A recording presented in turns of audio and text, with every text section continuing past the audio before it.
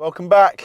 My name's Max. Today I'm sat in a 2014 VW Polo. This is an import car actually, which can be a bit more complicated for fitting radiators in generally, but today at John Kleis, we fitted a KENWOOD DMX8021DABS. We've retained the steering wheel controls, which turned out to be a little bit more difficult than we'd imagine. Unfortunately, you're gonna need to come to us to get that solution. We have upgraded this system, so the customer's got wireless Apple CarPlay, wireless Android Auto, they've got DAB, and we've also actually added a subwoofer in the boot and some new speakers because the factory speakers are pretty shot, and customer wants to have a lovely sound in this car. I'm going to spin you around to show you what the stereo looks like in the dashboard, which is this. Apple CarPlay working all wirelessly connected to my phone. Everyone wants wireless CarPlay. It brings a much nicer way of using your phone, maps, music. You can get Google Maps, messaging. Much nicer way of using music. I personally use Tidal. I go into my collection, get in my favorite tracks in my playlist and use that through there. Apple CarPlay looks a little bit like this. I'm just going to brush through it. I'm not going to go too deep into it for this brief video. I've got a bit of a limited time, to be honest with you. If I go back to the home screen, you probably might already know what Apple CarPlay is. This here is the screen of the home screen.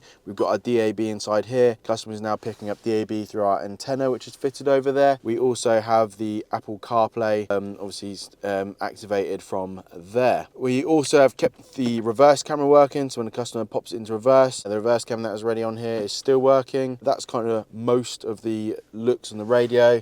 These are still working for adjusting the volume up and down, skipping tracks.